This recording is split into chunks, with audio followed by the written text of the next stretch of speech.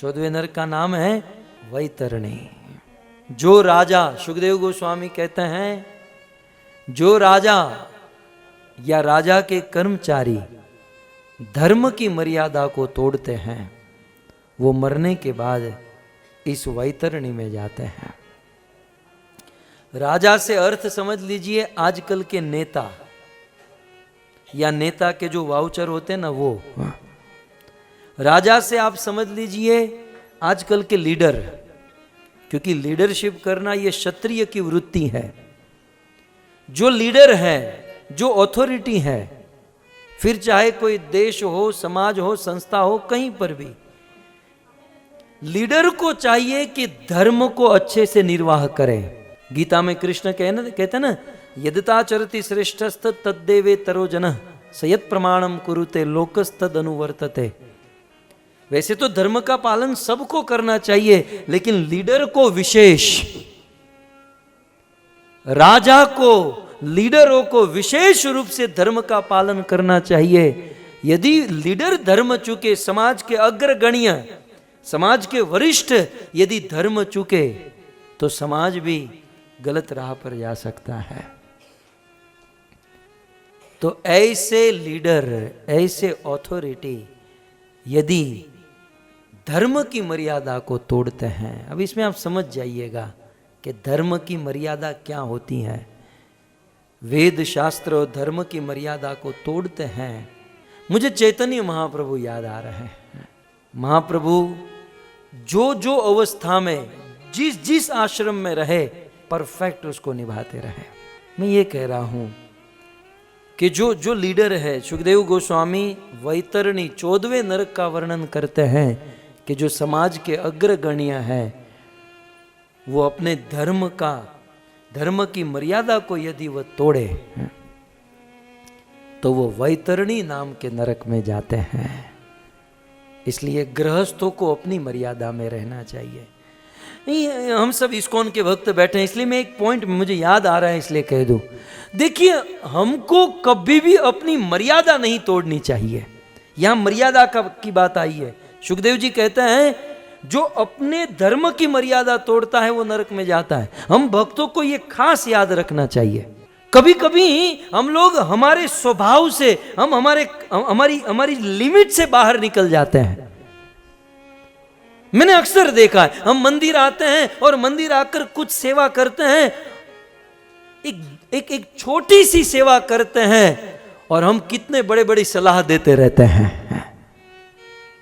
मंदिर में आया, 10 बाट दान पेटी में डाला और वहीवट तो करेंगे कि ये मंदिर ऐसा होना चाहिए, ये मंदिर में ये बिल्डिंग होना चाहिए। अरे ये मंदिर में गेस्ट हाउस नहीं है तो तेरे घर पे बुलाना यार। दान पेटी में 10 बाट डालेगा और 10 करोड़ की तो वो सलाह देगा। मुझे तो ये समझ में नहीं आ रहा है। मंदिर में साल में 1 बार 2 बार या 5 बार आते हैं, कुछ माला फूल या प्रसाद बनाते हैं और वहीवट क्या करते हैं, प्रेसिडेंट को ऐसा होना चाहिए, प्रेसिडेंट को ये होना चाहिए। तेरी चींटी की औकात नहीं और हाथी को सजेशन दे रहा है। चींटी की औकात नहीं और हाथी को सजेशन देने चला है। एक बात समझ लीजिए, अपनी अपनी मर्यादा में रहना चाहिए। पहले ये समझो हम कौन है, हम गृहस्थ है, हम मंदिर में आते हैं, हमको सेवा मिलती है, ये बहुत बड़ा सौभाग्य है। नहीं तो हमारे जैसे नीच निम्न को कहां से सेवा। इसी में अपने आप का सौभाग्य समझना चाहिए। ये तो कुछ करते नहीं है, जो थोड़ी छोटी मोटी सेवा करेंगे और विचार तो कहां तक करेंगे कि जीबीसी को ऐसा होना चाहिए, प्रेसिडेंट को ऐसा होना चाहिए। तू तेरी पत्नी को पहले सुधार दे, तू तेरे बच्चे का ध्यान रखना यार। तू जीबीसी के पास पहुंच रहा है, तू प्रेसिडेंट के पास पहुंच रहा है। तू पहले अपनी दीवार, घर की दीवार को सुधार दे, रंग कर दे, फिर यहां पर आके सजेशन दे। इसलिए यहां पर कहा अपनी अपनी मर्यादा में रहे। हमारे गुजरात के संत नरसिंह मेहता महाराज जी, नरसिंह मेहता ने कहा आपने अपना धर्म संभालिए। हम अपने अपने धर्म को संभाल के रखें, क्यों दूसरे के धर्म में इंटरफियर करें, क्यों दूसरों के धर्म में इंटरफियर करें। देखिए, जब भी हमें मंदिर में कोई सेवा मिलती है तो यह समझो कि हम वैकुंठ में, हम गोलोक वृंदावन में हैं। और कृष्ण की सेवा राधा करती हैं, राधा की सेवा ललिता विशाखा, ललिता विशाखा की अष्टसखी, अष्टसखी की सेवा गोपिया, गोपियों की सेवा मंजरी, और मंजरी की सेवा किंकरी करती है। और हमारा स्थान ब्रज में किंकरी के स्थान पर है। जब जैसे जैसे जैसे कृष्ण को प्रसन्न करना होता है ना, तो राधा रानी सोचती हैं मैं कृष्ण के लिए माला बनाऊंगी, ठीक है। तो राधा खुद माला नहीं बनाती, राधा तो केवल सोचती है। राधा जो है ललिता विशाखा को कहती है कि मुझे माला बनाने की इच्छा है। ललिता विशाखा वो मैसेज आगे पास करती हैं अन्य सखियों को, वो गोपियों को कहती हैं, गोपियाँ किंकरी को कहती हैं जाओ जरा फूल खोज कर लाओ, जरा माला बना कर दो। तो किंकरियाँ फूल तोड़ कर लाती हैं, माला बनाकर गोपियों को दे देते, दैट्स ऑल। फिर गोपी अष्टसखी को, और फिर वो राधा को, राधा कृष्ण को। फिर वो किंकरी ये नहीं सोचती ये माला कृष्ण के पास जाएगी कि नहीं। इसलिए अपने धर्म में रहे। मंदिर में आते ना, 2 महीने से 16 माला जाप करते हैं ना, और टिप्पणी क्या करते हैं, अरे तू 4 माला करती है, वो तो केवल 4 माला करती है, मैं 16 करती हूं, वो तो 2 ही माला करता है। ये समझो कि दुनिया में करोड़ों लोग कोई माला नहीं करते, एटलीस्ट वो 2 तो कर रहा है, वो बेचारा प्रैक्टिस तो कर रहा है। लेकिन नहीं, हम हमारा धर्म दूसरे को ठोकना चाहते हैं। अपनी मर्यादा को समझो, अपनी औकात को समझो। क्या भगवान ने हमको जब भेजा तो ये कहा था कि तुम सब के अंदर देखते रहना किसी के अंदर क्या दोष है, कौन क्या कर रहा है? क्या ठेका देकर भेजा था भगवान ने? किसी के अंदर दोष देखने का काम भगवान का और गुरु का है। क्या हम किसी के गुरु हैं? और हम तो किसी का गुरु अपने आप को मान लेते हैं, लेकिन वो अपने हमको गुरु मान रहा है। दोनों ओर से चेक करना चाहिए ना।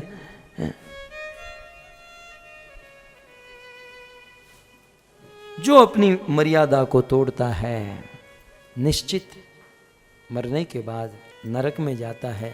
नरक का नाम है वैतरणी। अब देखिए ऐसी टीका टिप्पणी करने वालों की दुर्दशा क्या होती है, ये देखिए। आप में तो ऐसा कोई नहीं है, आप तो सब बस गोलोक वृंदावन के दरवाजे पर खड़े हो। आप तो बस अब अंदर जाना बाकी रहा है आप लोग तो।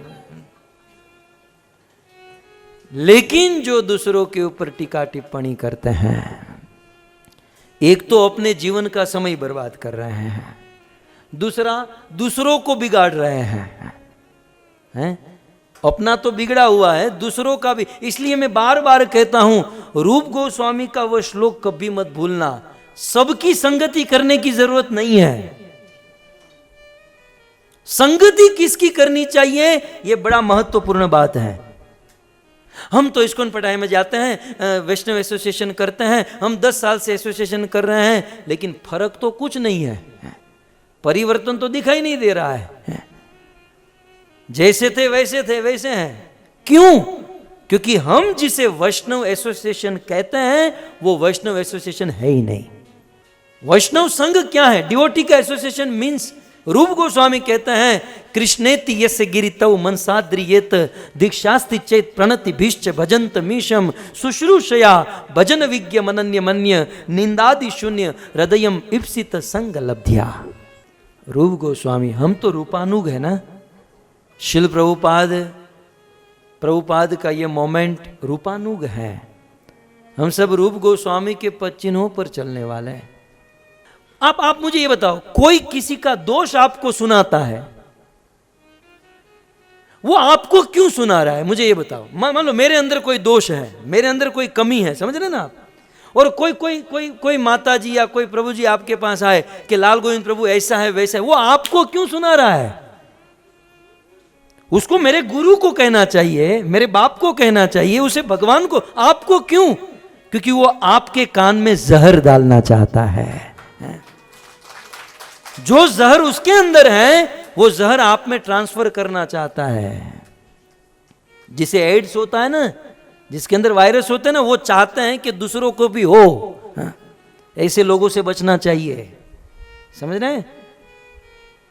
नहीं तो वो वायरस आने में देरी नहीं लगेगी, वो दोष आने में देरी नहीं लगेगी। ऐसे लोगों से कोसों दूर रहना चाहिए।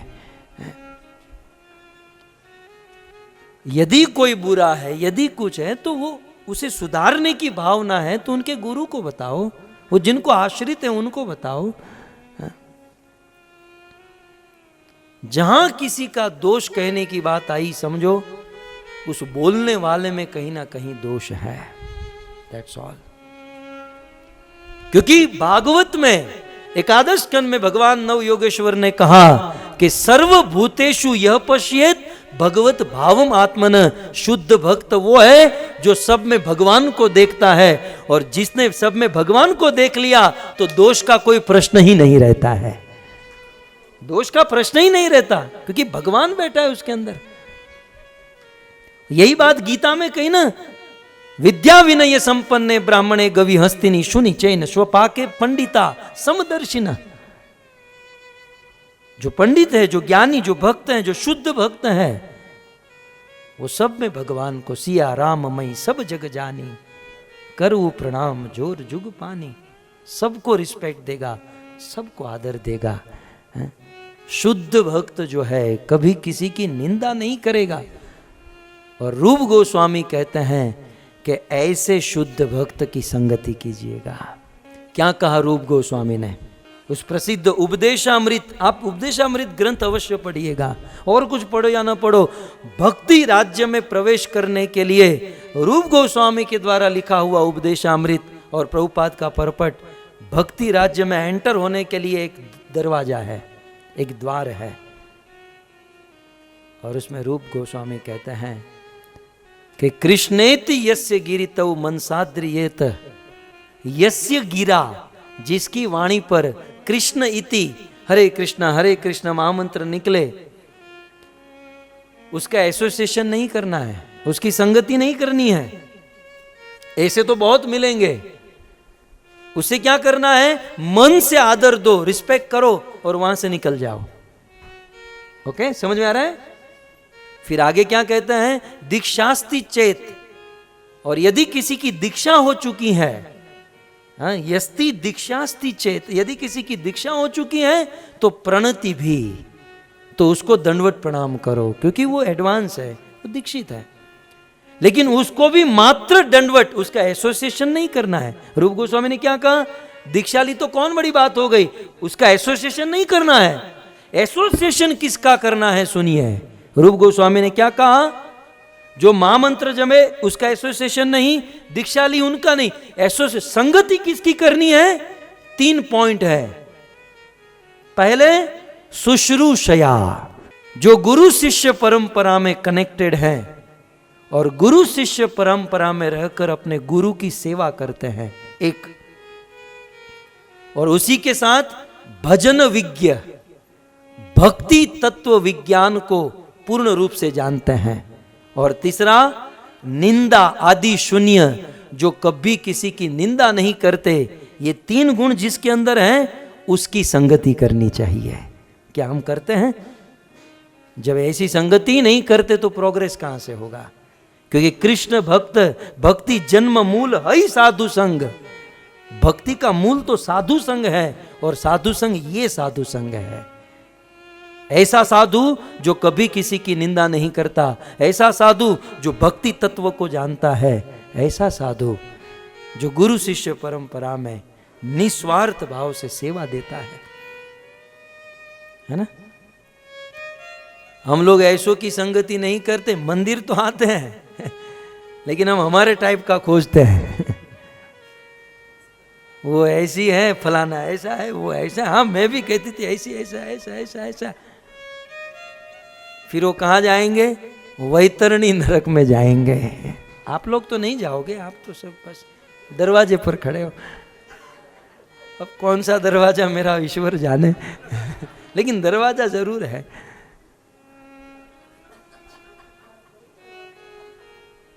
कुल मिलाकर वैतरणी नरक में जाते हैं। उस नरक में क्या होता है? एक बहुत बड़ी खाई होती है। खाई जानते ना? दो पर्वत के बीच में जो खड्डा खाई होती है, एक बहुत बड़ी खाई होती है, और उस खाई में विष्ठा, मूत्र, पीप, रक्त, केश, नख, हड्डी, मज्जा, मांस, चर्बी, ये सारी प्रकार की दुनिया की गंदगी उस खाई में होती है, क्योंकि गंदा ही उगला है। मंदिर में आकर भी गंदा ही उगला है कि वो प्रभु जी खराब है, वो ऐसा है, वो चोरी करते, वो ऐसा करता है, वो वैसा करता है, वो गंदा ही उगला है, इसलिए गंदगी में जाता है। एक ऐसी खाई जिसमें मल, मूत्र, विष्ठा, पीप, रक्त, केश, नख, हड्डी, मज्जा, मांस, चर्बी, ये सब कुछ गंदगी भरी होती है, और ऐसी खाई में उसको डाला जाता है। और उस खाई में कुछ जलचर जीव होते हैं, उस जीव उसको डंकते हैं, मारते हैं, खाते हैं, ये तड़पता है, चिल्लाता है, तड़पता है, लेकिन कौन उसकी सुने, क्योंकि पाप कर बैठा है, पाप कर बैठा है। इसलिए जीवन में कभी भी भक्ति कम करो मंजूर है, लेकिन किसी की निंदा ईर्ष्या मत करो। हम क्या है, हमें जो समझ में नहीं आते हैं और उस पर बड़ा कीचड़ उछाड़ते हैं और बहुत उनकी निंदा ईर्ष्या करते हैं, बुराई करते हैं। लेकिन एक बात गुरुदेव ने हमें बहुत अच्छी तरीके से सिखाई है कि सूर्य के ऊपर थूकोगे, सूर्य अपनी गरिमा कभी नहीं छोड़ेगा, लेकिन सूर्य के ऊपर थूकोगे, वह थूक अपने ऊपर ही गिरेगा। समझे? जीवन में जब कोई पवित्र, कोई अच्छे आदमी की निंदा करने बैठोगे, उसकी गरिमा को उसको कोई रोक ही नहीं सकता। जब कोई हवा को नहीं रोक सकता, सूर्य के प्रकाश को कोई नहीं रोक सकता। चैतन्य महाप्रभु ने कहा, मेरी भक्ति, मेरा प्रचार करने वाले को कोई नहीं रोक सकता। सूर्य को तो कोई नहीं दबा पाएगा, लेकिन वह जो निंदा ईर्ष्या हमने की है ना, जो हम थूके हैं सूर्य के ऊपर, वो एक दिन हमारे ऊपर गिरने वाला है। ये बात याद रखिएगा। भजन कम करो, मंदिर में कम आओ, ये एक बार मंजूर है, लेकिन मंदिर में आकर इस प्रकार से समय बर्बाद और ये निंदा ईर्ष्या ठीक नहीं है। तो वैतरणी नरक में जाता है, और फिर उस समय उस वैतरणी नरक में अपने पाप वो याद आता है। हाँ, मैं इस्कॉन फतिया में गई थी और मैंने किया था, हाँ, इसलिए मैं यहाँ पर हूँ।